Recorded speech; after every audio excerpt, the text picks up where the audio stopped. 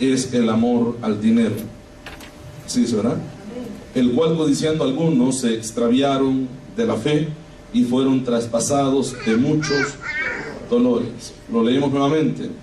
Porque raíz de todos los males es el amor al dinero, el cual codiciando algunos se extraviaron de la fe y fueron traspasados de muchos dolores. Oramos. Padre, le damos gracias en esta hora, Padre Santo, por la lectura, Padre, que hemos tenido. Pedimos por esta palabra, pedimos, Señor amado, que sea usted, Dios bendito, ayudándonos, bendiciéndonos a través de esta palabra que es bendita. Su Espíritu Santo haga obras en nuestras vidas, en nuestros corazones. Se lo pido, Padre Celestial. Oh bendito Dios, sea usted llenándonos, Padre, de este alimento que necesitamos, Señor, que podamos ser saciados con esta palabra, fortalecidos, nutridos, Padre, con la sana enseñanza, como lo dice su palabra, Señor. Bendito Dios, queremos, Padre, recibir este alimento, Dios, que solamente puede venir de ti, Padre, para nuestras vidas. Nuestra alma, nuestro espíritu, Padre, sean llenos, Señor amado, con la gracia de tu palabra. Lo pedimos en esta hora, Padre Santo. Sea usted guiándonos a través de su palabra. No permita que el enemigo, Padre, robe esta palabra de nuestros corazones.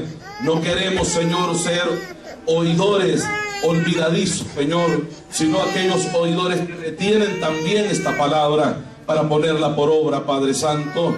Lo pedimos en el nombre de Jesús. Amén y amén. Pueden sentarse, hermanos. Dijimos que el tema es el dinero, un buen siervo, pero un mal amo. Un buen siervo, pero un mal amo. Ahora, ¿por qué un buen siervo? Porque nos sirve para todo casi. ¿Verdad que sí? Incluso pues para movernos, para sobrevivir, Dios provee lo económico para que nosotros compremos lo que necesitamos. Así es que es un buen siervo, pero al mismo tiempo es un mal amo. Y esto lo declara el versículo que hemos leído, ¿verdad que sí? ¿Lo leyó usted? ¿Qué dice la Biblia? Léalo nuevamente, hermano, por favor. Porque la raíz de todos los males, dice que raíz de todos los males es el amor al dinero, porque cuando se le pone amor al dinero, viene a ser un amo en nuestras vidas. Y si es un amo en nuestras vidas, honestamente no pudiéramos nosotros servir al Señor como nuestro Señor, porque no se pueden tener dos señores al mismo tiempo. Entonces, al no tener a Cristo como Señor de nuestras vidas y ese lugar lo ocupa el dinero, viene a hacer lo que dice la palabra y a producir lo que dice la palabra en nuestra vida. ¿Qué? Raíz de todos los males, de donde se están originando todos los males que puedan llegar a nuestras vidas, se están originando de ese amor que se le ha puesto al dinero. Amén, iglesia. Por eso el tema, el dinero, un buen siervo, pero un mal amo, es lo que declara acá Timoteo. Vamos a dejar este versículo un momento y vamos a ver lo que Lucas dice, y luego ya quizá al final vamos a regresar nuevamente acá. Pero veamos lo que Lucas o el Señor dice, ¿verdad? En el libro de Lucas, lo que Lucas pudo escribir, de las palabras que se le fueron contadas, que el Señor habló. Recuerde que Lucas no anduvo con el Señor, no fue un discípulo del Señor, ¿verdad? Aparte de ser un médico, fue un investigador de todas las cosas que pasaron referentes al Señor, y él las escribe, ¿verdad?, a cierta persona muy respetable en la primera carta, que es Lucas, pero ya en Hechos lo trata con menos respeto, y de la manera que él trata en el libro, el Evangelio de Lucas, a esta persona se habla o se cree que es una persona pudiente, o sea, que es una persona rica. Pero en el libro de los Hechos, que es la segunda carta que Lucas le escribe a ese personaje, ya lo trata con menos respeto que se le otorga o se le da a una persona de dinero. Así es que se cree que para la segunda carta, que es Hechos, esa persona ya se había convertido al Evangelio, de la manera que Lucas trata a esta persona. Pero bueno, veamos lo que dice. Si ya lo encontró, vamos a leerlo, por favor. ¿Sí dije la cita? Pero sí encontraron Lucas. Ok, capítulo 12, verso 15. Sí, 12:15, ¿qué dice? Y les dijo, mirad y guardaos de toda avaricia, porque la vida del hombre no consiste en la abundancia de los bienes que posee. Ok, nos vamos a detener ahí. Voy a llegar yo también ahí a Lucas, para que volvamos a leer ese pasaje, ¿no? Que también llegan los demás hermanos, que escucho que están buscándolo también. Entonces, Lucas capítulo 12, verso 15, ¿verdad que sí? Es el que leyó nuestro hermano. Dice, y les dijo, mirad, guardaos de toda es toda, ¿verdad? Toda avaricia, guardaos de toda avaricia, porque la vida del hombre no consiste en la abundancia de los bienes que posee. La felicidad de la vida, la paz de la vida, en la vida del hombre no consiste en la abundancia de cosas que tenga. Yo creo que, pues todo ser humano, no sé si es todo, pero la mayoría, hermano, se hace la idea, ¿verdad? Si yo tuviera dinero, yo no estuviera tan preocupado como estoy hoy. No anduviera tan afanado como vivo, yo estuviera más tranquilo, tuviera más paz, no anduviera quizás, como dijéramos al buen salvadoreño, tronándome los dedos, ¿qué voy a hacer para pagar los biles o las situaciones, ¿verdad? Las cosas que se tengan que pagar. Si yo tuviera dinero, entonces yo fuera un mejor siervo, porque yo tuviera más tiempo, no me ocupara tanto en las cosas que me ocupo para conseguir el dinero que yo necesito, y tuviera más paz, tuviera más tranquilidad. Pero cuando observamos a las personas que tienen dinero, nos damos cuenta que la solución o la paz que el hombre necesita, o lo que necesita el hombre para poder ocuparse más del Señor, no es tener dinero, no es tener las comodidades que quiere tener o piensa tener o dice que quiere tener para entonces estar más tranquilo. No sé si usted ha notado esto. Usted ve una persona rica, o por lo menos mucha gente de ellos ha escrito libros, y algunos cuentan, ¿verdad?, su vida, cómo viven ahora que son millonarios, y esa gente no duerme, no duermen. Los testimonios o la vida de ellos, lo que puedan narrar o contarnos es que esta gente no duerme, se acuestan noche y se levantan de madrugada, porque son muchas cosas que tienen que hacer para administrar los bienes o el dinero que ellos tienen. Aparte de todo, la mucha abundancia de todas las cosas no les da la paz que el hombre necesita en sí para poder vivir una vida tranquila en este planeta. Amén, hermano. Yo no sé si ha notado esto. Esa gente vive desesperada. ¿Cuántos millonarios no se han quitado la vida por el desespero, la ansiedad que también llega a la vida de ellos? Y esto nos debe a nosotros de decir, hermanos, o enseñar de que no es la comodidad de los bienes que la persona tenga que lo haga vivir en paz la vida o tranquila la vida, sino la confianza y la fe en Jesucristo, que es lo que nos da esa tranquilidad. Amén, hermano. Porque es posible que no haya tanta abundancia, pero si está el Señor y su paz en nuestros corazones, hermanos, vivimos tranquilos, vivimos felices y podemos servir al Señor y dedicarle tiempo a Él, al servicio de Él. El problema es cuando todas estas cosas nos van ahogando, porque esto ahoga, así lo describe la Biblia, como un ahogar en la vida del ser humano. Y quizás vamos a llegar a esos versículos más adelante. Aquí dice, y les dijo, mirad, guardaos de toda avaricia. Yo creo que esa palabra más de alguna vez la hemos escuchado o dicho nosotros. Esa persona es avarienta. Una persona avarienta o catalogamos a una persona así, aquella persona que no se sacia con lo que tiene, siempre quiere más. Avarienta. ¿Sí o no? No se conforma. Si gana poco, pues no se conforma por ganar poco. Si gana mucho, no se conforma por ganar mucho. O sea, siempre quiere más en todas las áreas de su vida. Si tiene poco, pues quiere más. Si tiene mucho, pues quiere más de lo mucho que tiene.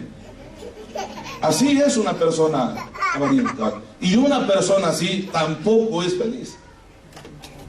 tampoco lo es, no es feliz, porque esa avaricia en su vida no lo deja ni siquiera dormir, porque vive pensando qué hacer, ¿verdad? Para lograr más, para lograr más, para lograr más, porque no está tranquilo. O si ve a alguna otra persona que va prosperando, no, es que quiere prosperar más que esa persona, o lograr más mientras que la otra persona está logrando.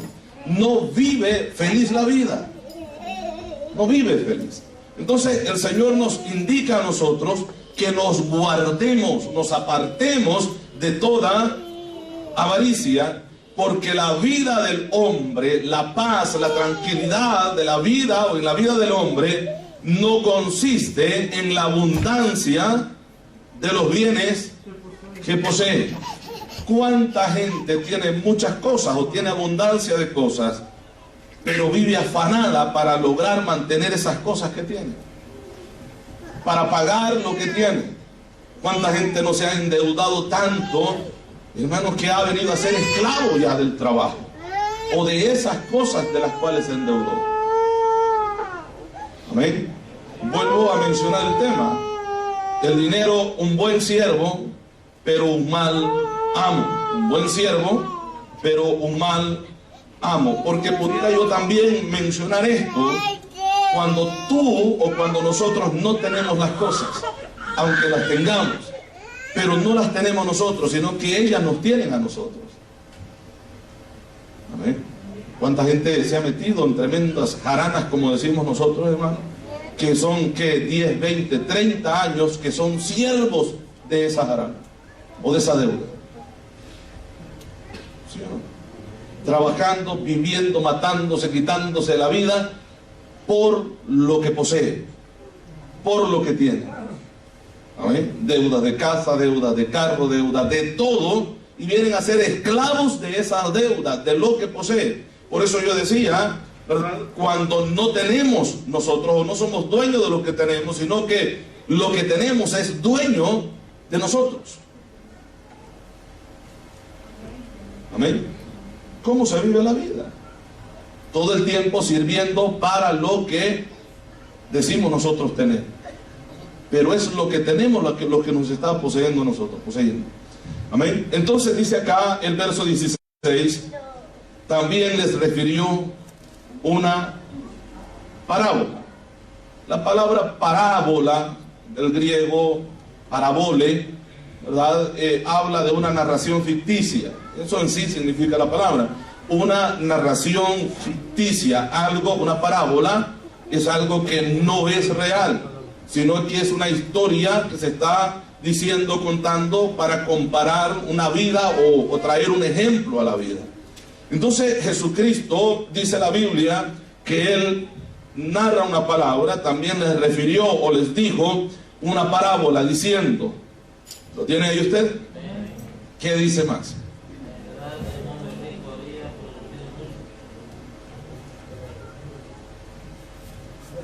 La heredad de un hombre rico, ¿verdad? Había producido mucho, y él como rico estaba preparado para la producción que sacaba de esa heredad todos los años.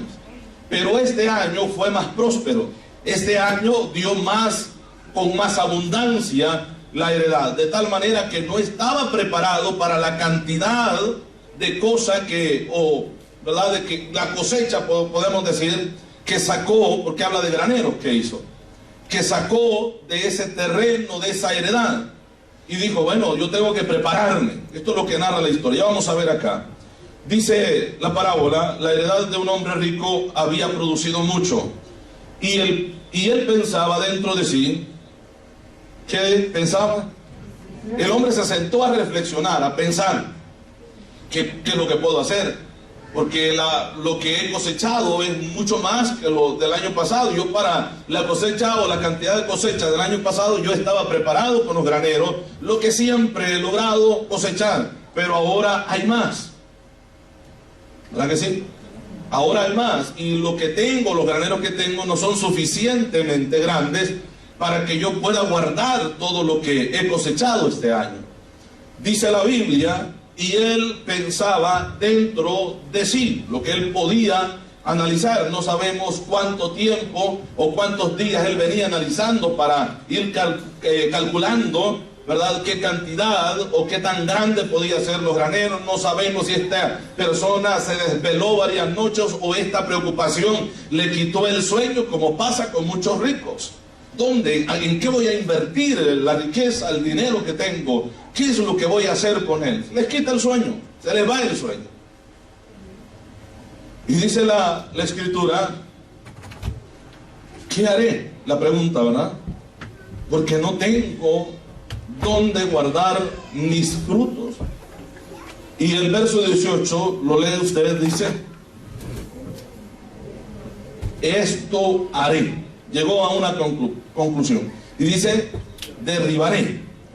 Para derribar tenía que invertir, ¿verdad que sí? Y para volver a construir tenía que invertir también. Ahora, dice acá, esto haré, derribaré mis graneros y los edificaré mayores. Y allí guardaré todos mis frutos y mis bienes. La idea no está mal. La Biblia no dice que esto sea pecado lo que él está haciendo. ¿Verdad que no? El pecado no es que la heredad le haya producido mucho. El pecado no es que él haya hecho los graneros más grandes, sino la idea que está teniendo al momento de preparar todo esto, o el propósito por el cual él lo está haciendo. Y esto lo vamos a estar viendo ya más adelante. Entonces, dice que esto es lo que haría y que los edificaría más grande, y allí, dice él, guardaré todos mis frutos y mis bienes. El verso 19.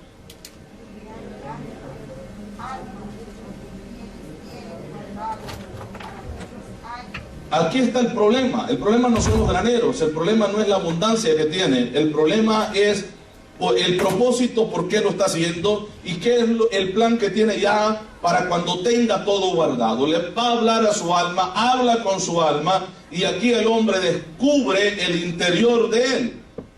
Amén. El pensamiento, lo que él, de acuerdo a la parábola, porque aquí hay una comparación para algo que el Señor está haciendo. Entonces él dice que le va a decir a su alma, alma, muchos bienes tienes guardados para muchos años, repósate. ¿Qué más dice? Come y bebe. Come, bebe, regocíjate. Ahora bien, ahí la Biblia menciona en Ezequiel el pecado que cometió el pueblo de Israel, y Dios lo compara con Sodoma y con Gomorra, y menciona estas cosas que el Señor menciona acá también, y habla acerca de esa confianza que había llegado a ellos. Dice el versículo que hemos leído nuevamente, le dice a su alma que tiene guardado muchos bienes, ¿verdad?, para muchos años, repósate, ¿verdad? Repósate, come, bebe y regocíjate. Ahora, el problema y el pecado en todos los planes que este hombre tiene, en la conversación que tiene con su alma, es que Dios no está aquí. No tiene planes para con Dios. Amén, hermanos. Todo lo está centrando en él y en su alma. Yo he trabajado, yo he logrado todo lo que tengo con mi esfuerzo, porque este es el pensamiento también que llega a muchas personas. Yo soy el que trabajo, a mí me suda la frente, ¿verdad? Y yo soy el que salgo cansado. Entonces, y viene a una conclusión: yo no tengo nada que darle a Dios. Yo no sé si alguna vez lo ha visto. Quizás no lo ha escuchado, que digan, yo no tengo que darle nada a Dios, pero con lo que hacen lo están diciendo. ¿La verdad? No tengo nada de Dios para poder darle a Él, aunque Dios le está pidiendo lo que responde a Él. Amén, hermanos. Y por otro lado, ¿verdad?, si el criterio o el pensamiento de la persona es que muy poco Dios bendice, pues ¿qué le va a dar a Dios si no le alcanza por lo muy poco que tiene o lo que ha logrado?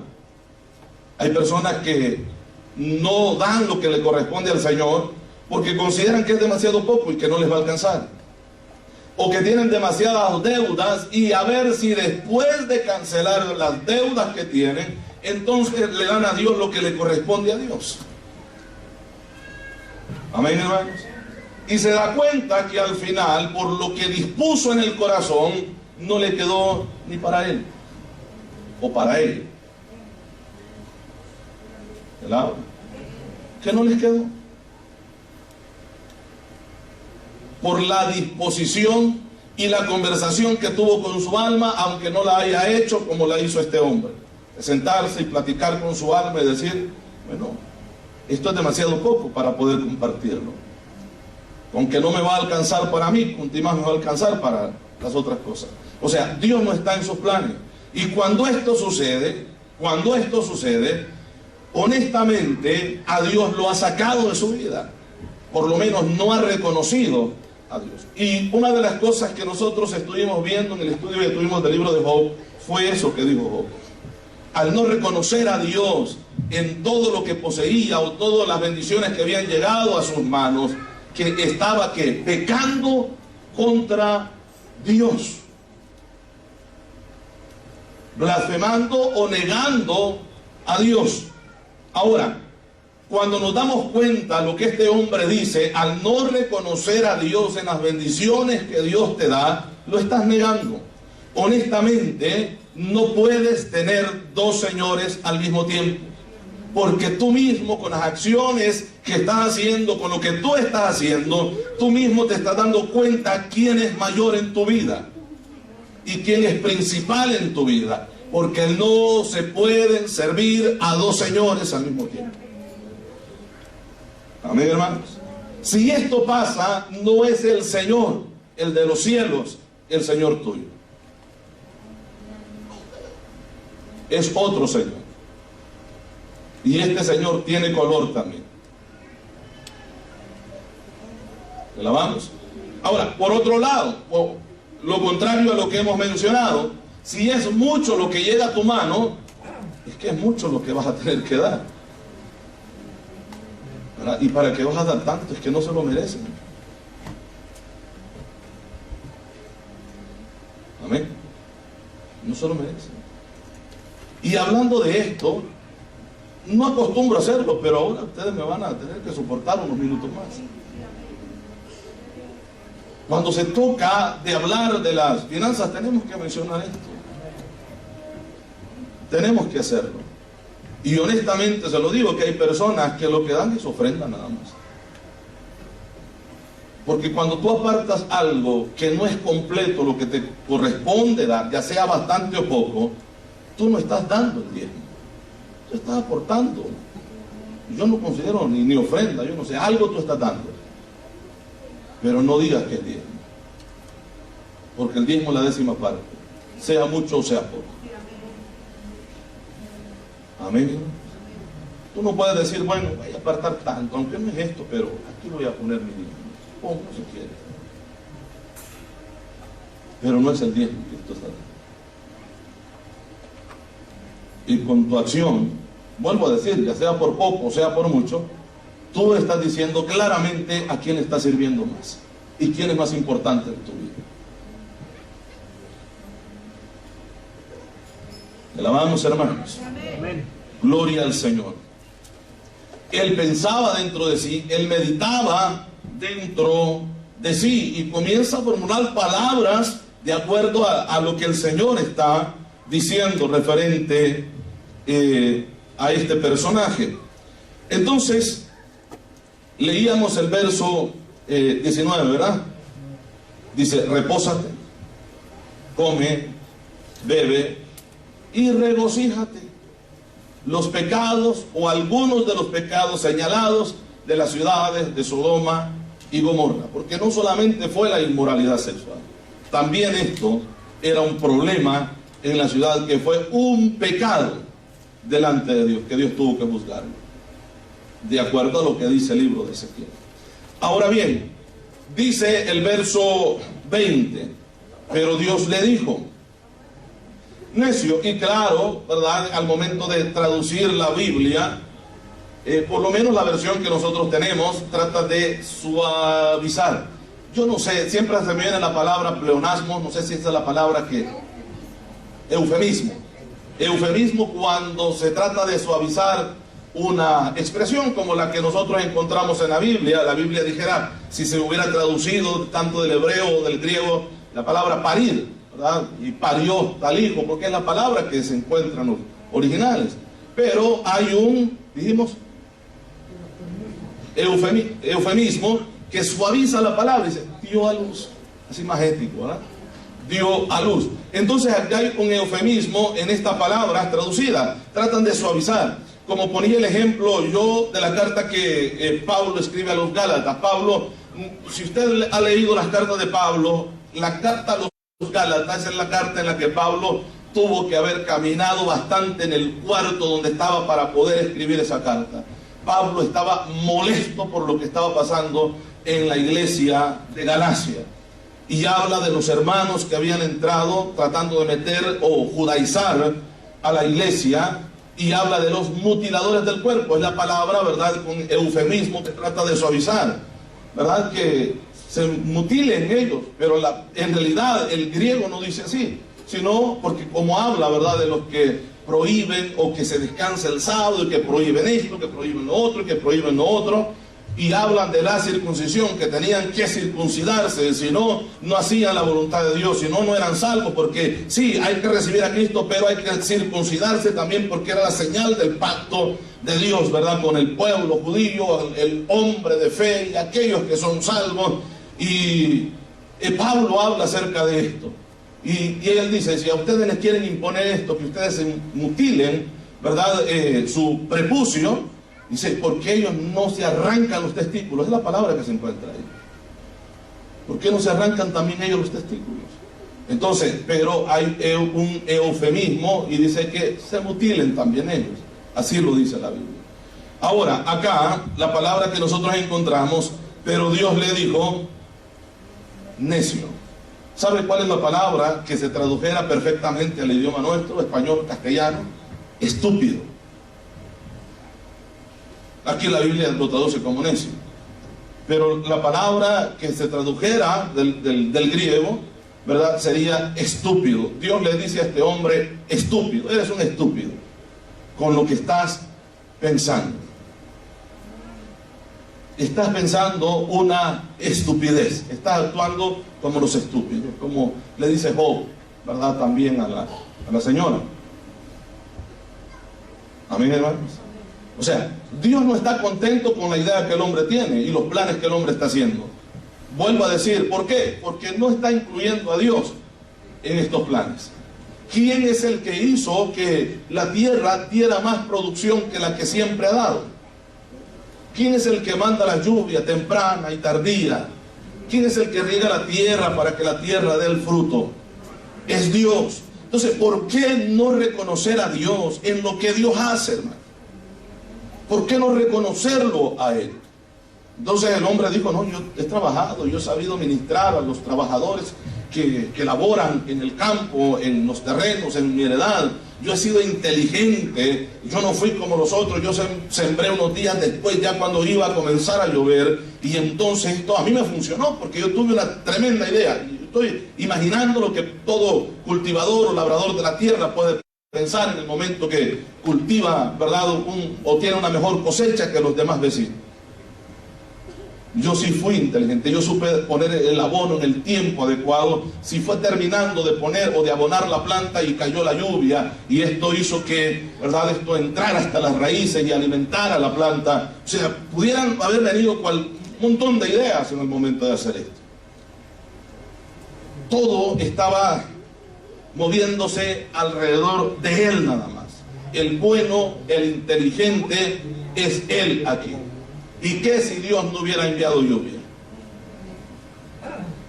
¿Y qué si Dios no hubiera bendecido la labor de las manos? Porque cuando Dios le dice a Josué, todo lo que tú haces será prosperado. ¿Quién es el que prospera el trabajo que nosotros hacemos? Es Dios. ¿Quién es el que pone gracia en nosotros, así todos feitos, para que en el trabajo, hermano, se nos considere? Dios. Amén. O que de repente te llamen a la oficina y te dicen, mira, le vamos a subir de este sueldo. ¿Sí? ¿No se alegra?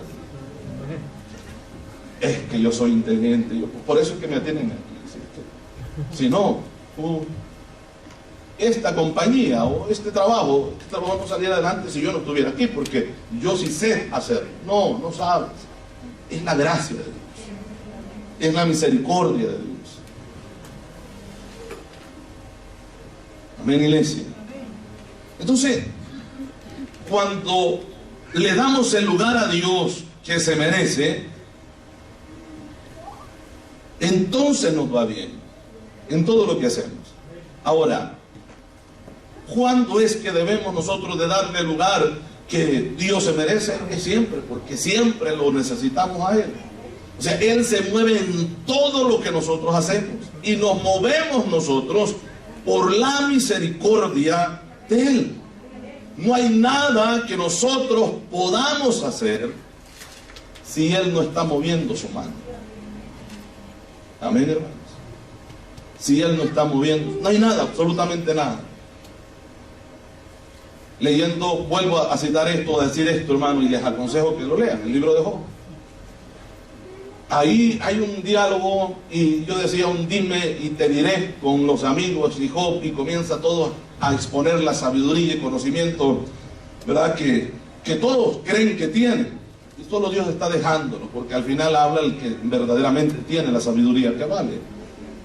Y todos comienzan a decir tantas cosas muy bonitas y tan importantes, que si nosotros ponemos atención, nos damos cuenta, hermanos, que a Dios debemos de agradecerle siempre. Y que hay un por qué agradecerle a Dios cada vez que nos despertamos.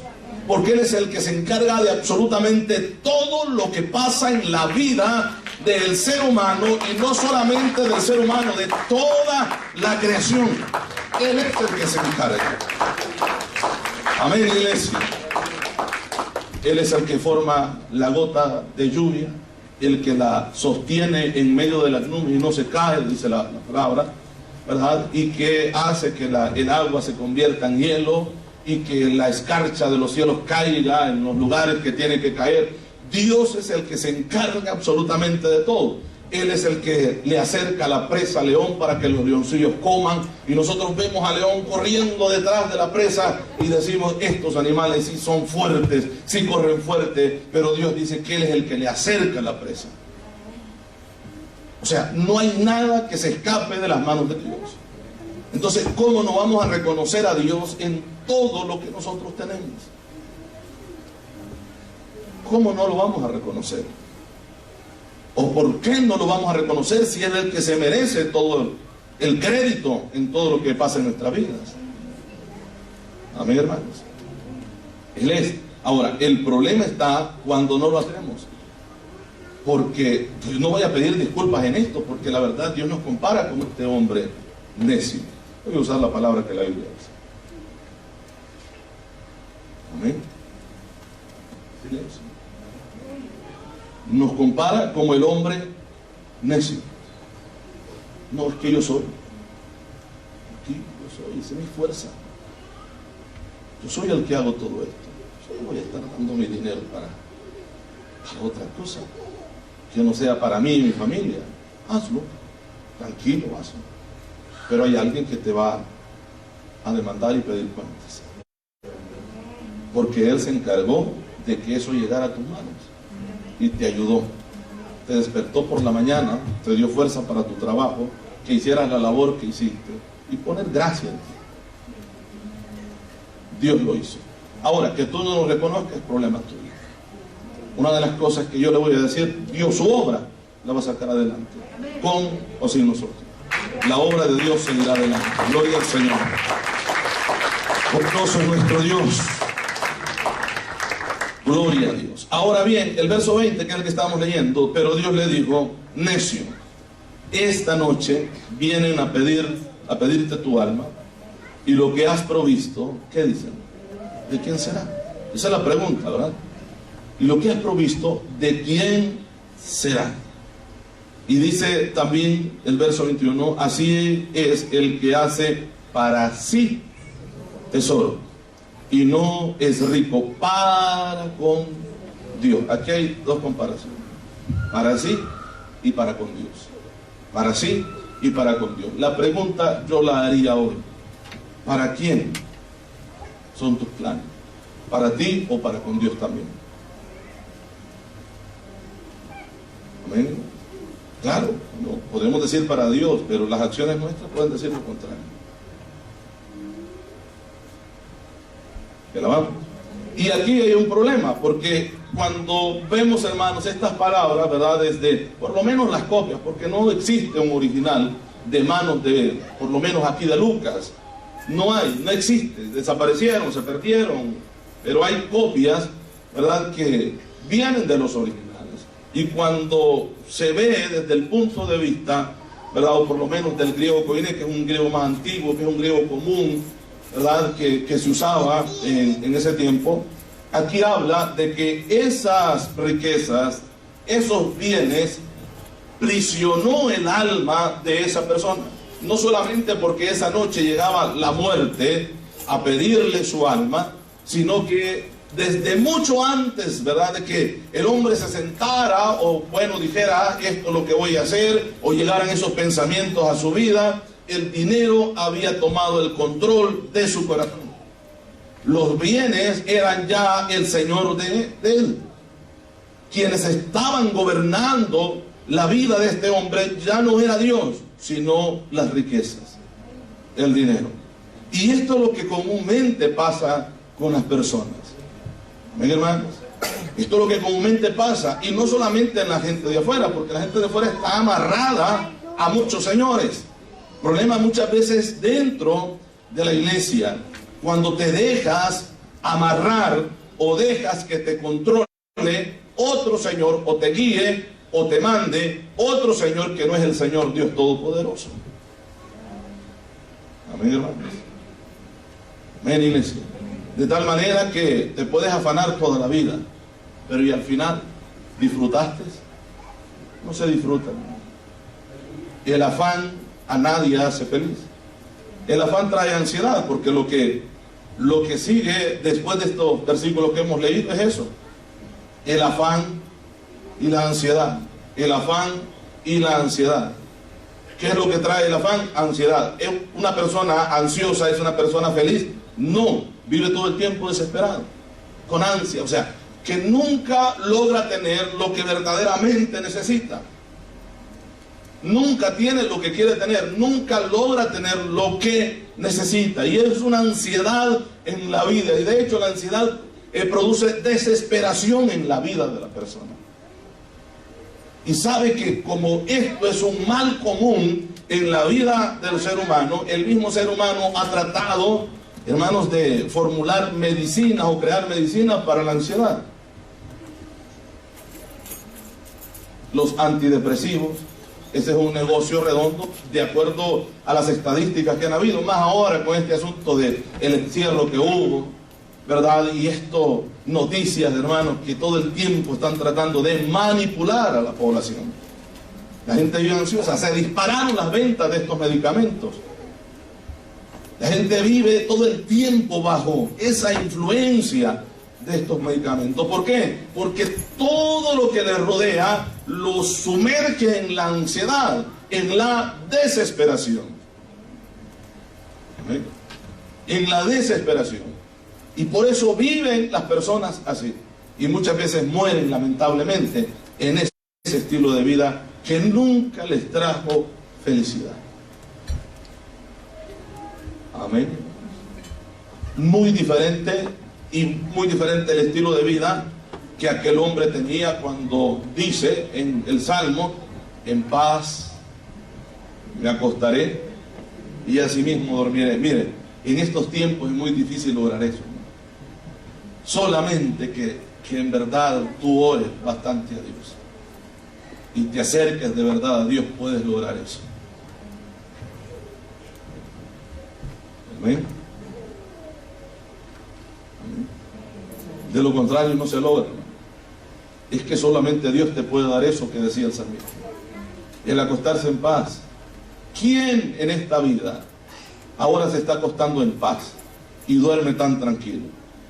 Solamente el que tiene a Cristo verdaderamente en el corazón y que le da el lugar que el Señor merece, amén, hermanos, en su corazón, en su vida. Solamente esa persona puede hoy en día decir estas palabras: en paz me acostaré, porque la persona puede decirlo o repetir las palabras que se dijo, pero el siguiente día sabe que le espera un día de ansiedad, de desesperación, y está tan complicada la vida que vive que no tiene tiempo para nada. No tiene tiempo para la lectura de la Biblia, para la oración, para estar en la iglesia. No hay tiempo. No hay tiempo. Amén. Y luego con estas personas viene la excusa, es que ¿para qué estar tanto en la iglesia? Claro que es una manera de defenderse por la gran falta que están haciendo. Qué poco amén. Amén, hermanos. Es una manera, ¿verdad?, de poner un pretexto para justificar en el problema que se han metido. ¿Sí o no? Y si usted pregunta, ¿por qué no viniste a la iglesia? Ay, que estuve ocupado, muy ocupado. No te alcanzó el día, hermano. No te alcanzó el día para estar 2 horas en la iglesia. No te alcanzó el día. Si no te alcanzó el día, esto me indica de que vives una vida afanada. ¿Sí o no? De que vives una vida afanada, cuya vida no tiene tiempo para Dios. ¿Verdad? Cuya vida no tiene tiempo para Dios. Eso se lo aseguro. Vamos.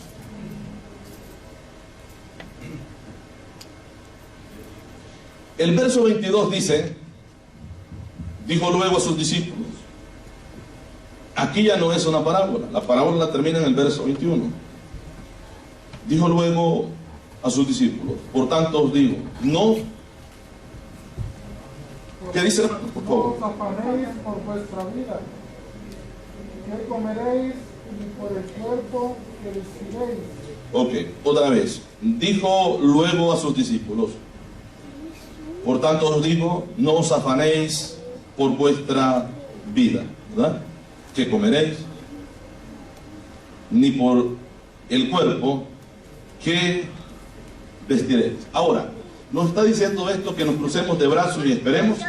No. ¿Por qué? Porque ya anteriormente vimos las intenciones del hombre que está planificando su vida. Lo que le dice a su alma: muchos bienes tiene guardados para muchos años. Repósate, tranquilízate, no hagas nada. ¿Qué dice el texto? ¿Cómo? ¿Ve? O sea, tranquilo. No es que no está refiriéndose a eso. Y el afanarse, porque esto de lo que está hablando acá, ¿verdad? Ni por el cuerpo, ¿qué vestiréis? Y luego, ¿verdad?, dice la vida.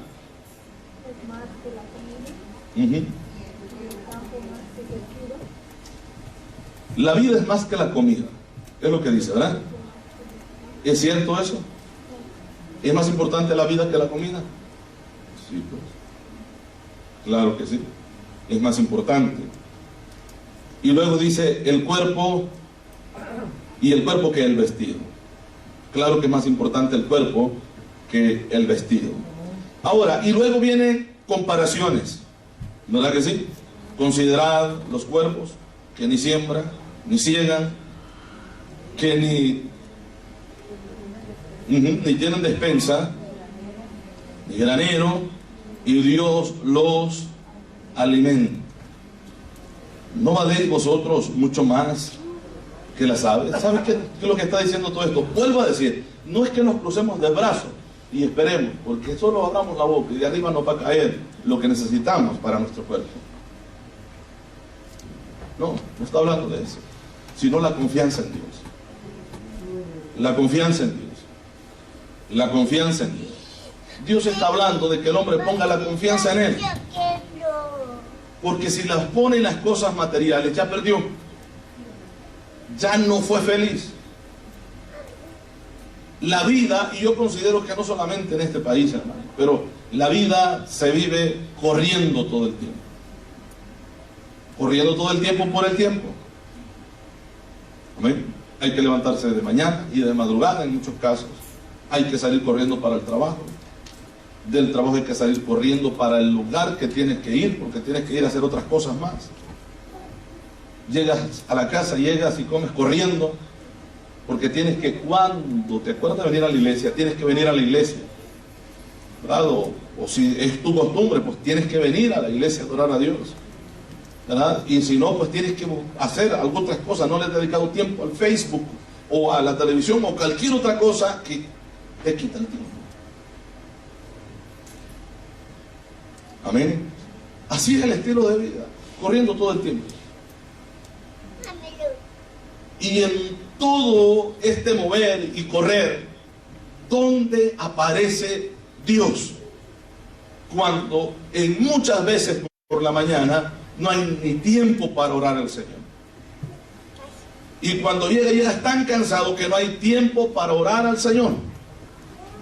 En el momento de tomar los alimentos no tienes ni siquiera tiempo para orar y darle gracias a Dios. Ahora, la pregunta es, ¿dónde está Dios en tu vida, en toda tu vida? ¿En dónde está? Muchas veces Dios no está ahí, hermano. Y vivimos una vida nada más de apariencia, ¿verdad? El Dios le bendiga y hasta ahí nomás. Hasta ahí nomás. Nos limitamos a Dios le bendiga. Pero no hay un estilo de vida que en verdad, hermanos, demuestre que nosotros somos cristianos de verdad. Somos hijos de Dios de verdad. Amén, iglesia. Y muchas veces venimos a la iglesia y venimos corriendo porque que el tiempo va corriendo y hay que salir luego también. Corriendo todo el tiempo. Y estamos aquí muchas veces, ni siquiera lo aprovechamos el momento para alabar a Dios, para glorificar su nombre. Ni siquiera te acuerdas de agradecerle a Dios por todo lo que ha hecho todo este día. Ni te acordaste siquiera, veniste, ni siquiera oraste. Y así estuviste, por ahí te quedaste esperando nada más el tiempo de alabanza. Esa no es una vida cristiana. Amén. Amén. Esa no es una vida cristiana. Eso nada más es una fachada nada más, hermano. Pero la vida del cristiano no es así. No es así. Sigamos. Entonces, yo decía, ¿verdad? Cuando tú no tienes las cosas, sino que las cosas te tienen a ti. Amén. ¿Cuánto tiempo has dedicado? Te has afanado, en cuyo tiempo no has tenido suficiente tiempo para Dios, porque tu vida está entregada en saldar una deuda en la que te metiste. No, pues tienes tu casa, qué bueno que tienes tu casa, pero ¿eres feliz, hermano? Noche y día pensando en cómo pagarla, pero si eres feliz, hermano. En las deudas que te has metido, en las cuales no involucraste a Dios para consultarlo a Él. Si eres feliz, porque a mí la Biblia me dice que la bendición de Jehová no añade tristeza con ella. Cuando Dios verdaderamente te da una bendición, hermano, no vas a andar los dedos torcidos tanto tronártelos para ver cómo vas a pagar eso. Cuando Dios te da la bendición, Dios es el que provee y suple. Sí, amén. Sí, amén. Gloria a Dios. Ahora, la pregunta ¿es tuyo lo que tienes o tú eres de lo que tienes? Esa es la pregunta. En realidad, ¿te pertenece a ti o tú le perteneces a lo que tienes? Debemos de hacernos nosotros estas preguntas. El problema es que no llevamos ni tenemos, pero nos afanamos en lo que tenemos, o por lo menos que decimos tener. Ahora bien, veamos lo que dice Mateo. Vamos a ver si es Mateo que queremos leer. Capítulo 13, verso 22.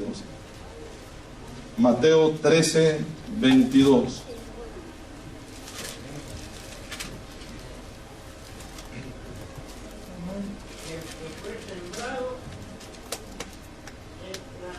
Entre espinos. Este es el que oye la palabra, el que fue sembrado entre espinos. Aquí hay otra comparación de esto mismo. El que fue sembrado entre espinos, dice, ¿verdad? Este es el que oye la palabra, pero aquí volvemos a encontrar la palabra misma, afán. Pero el afán de este siglo y el engaño de las riquezas ahogan la palabra y se hace infructuosa. ¿Qué es lo que ahogó la bendición? El afán. El afán. El afán. Y luego es el engaño de las riquezas. El afán y el engaño de las riquezas. No es que tuvo riqueza, porque si hubiera tenido riqueza no hubiera estado tan afanado. El problema es que se afanó queriendo tener riqueza, porque la riqueza lo engañó, que iba a llegar y nunca llegó. El afán por hacerse rico, por el engaño de las riquezas, ahogaron esa fe, esa semilla, esa palabra que había caído dentro, ¿verdad? Y se esperaba que diera el fruto necesario, pero le dio más oído al afán de la vida, de tal manera que no tuvo tiempo para alimentar esa palabra en su vida. Y aquí implica buscar de Dios, congregarse, hermano, porque la palabra la recibió, o sea que escuchó palabra, la palabra la recibió. Muchas veces la gente dice, no, pero es que en mi casa yo leo. Sí, ahí está, hermano. Sí, no, yo en mi casa oro, sí, pero es que hay algo también esencial y es congregarse.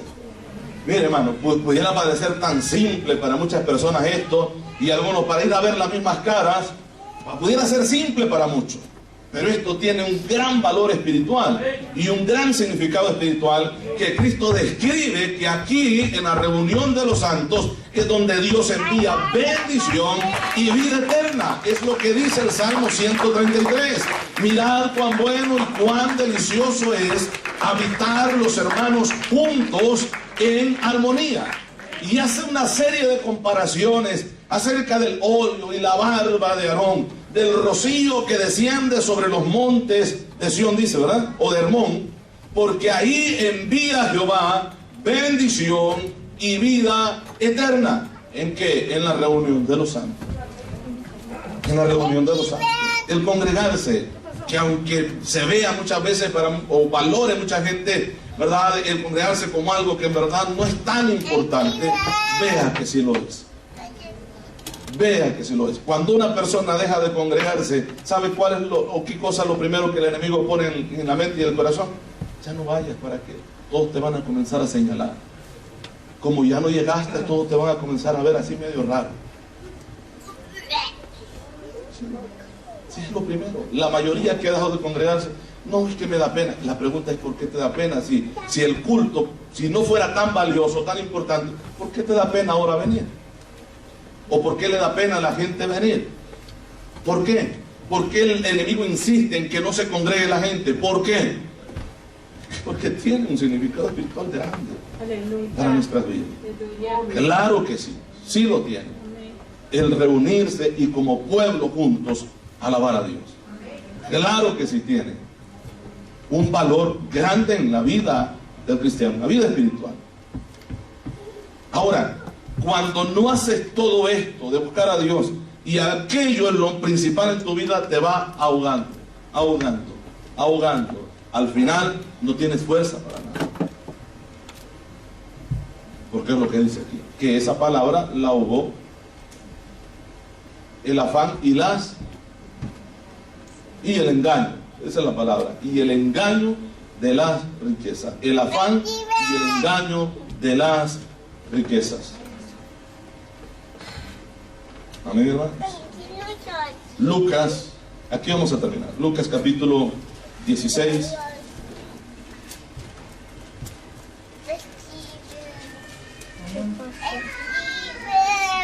¿Qué pasó? 13, lo tenemos, 16, que hubo en el, creo que fue el 2008, recesión, algo así, ¿no? Que hubo esta escasez de trabajo y hubo un problema, ¿no?, económico.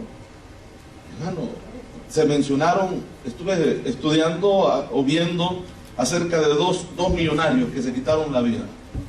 Sus riquezas se vinieron abajo, o como lo que pasó hoy en este tiempo, ¿verdad?, de encierro, que la bolsa de valores y lo que, no sé cómo le llaman a esto que hay en Nueva York.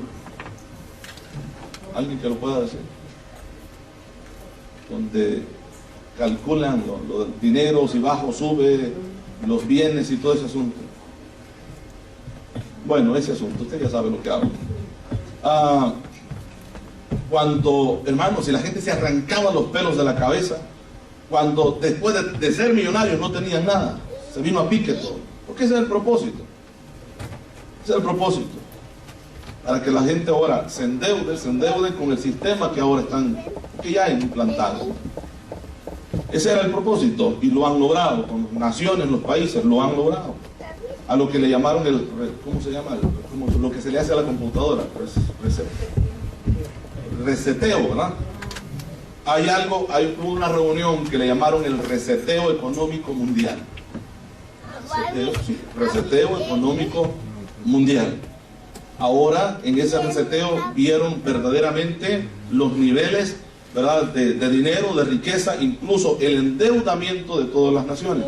Y al hacer el reseteo y al darse cuenta de quiénes, ahora saben bien quiénes son los esclavos ahora y a qué países que no están aceptando el sistema, ideología de género, el homosexualismo, lesbianismo, el aborto, ahora van con ellos. Porque ya vieron en el reseteo que aparecieron que deben dinero por los millones que prestaron para, ¿verdad?, salir a flote en esta situación que hubo. Ahora van con ellos, como lo acaban de hacer con Argentina.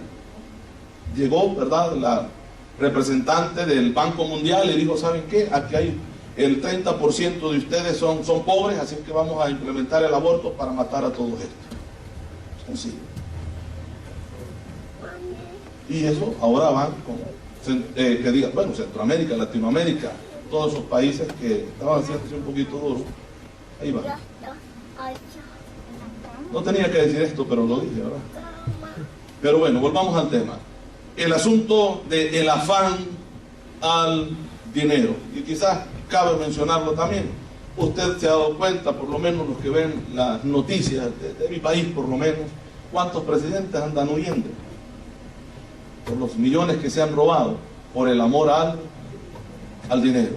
Y que esto es común verlo en la gente que no teme a Dios. Sí, claro que sí. El problema es cuando vemos esto en aquella persona que profesa una fe en Cristo, ¿verdad? Que de repente como que se disparan los fusibles y dice: no, pues yo tengo que dedicar tiempo a esto, ahora ya no tengo tiempo para Dios ni para servir en su obra. Es un problema. Es un problema serio, ¿verdad? Porque muchas veces se planifica con buenas ideas. Aquel hombre se sentó y dijo: yo tengo buenas ideas. O sea, yo hablo con mi alma, yo le digo: mira, alma, todo esto lo has logrado, lo hemos logrado juntos, el arduo trabajo, ahora nos toca descansar, tranquilos, y aquí a disfrutar de la vida. Dios, ¿qué se espera? Ya más adelante, cuando esté viejo, bien viejo, entonces voy a tratar de acercarme a Él. Y Dios le dice: estúpido, hoy vienen a pedir tu alma. Amén, hermanos. El dinero es buen siervo, pero un mal amo, porque esclaviza a la persona que le pone el amor a Él. Le invito a ponerse sobre sus pies y vamos a darle gracias al Señor. Gloria a Jesús. Oramos. Padre, le damos gracias, Señor, por su amor, por su misericordia. Gracias, Dios, por este tiempo, por este momento. Muchas gracias, Padre Celestial, por todo, Dios amado.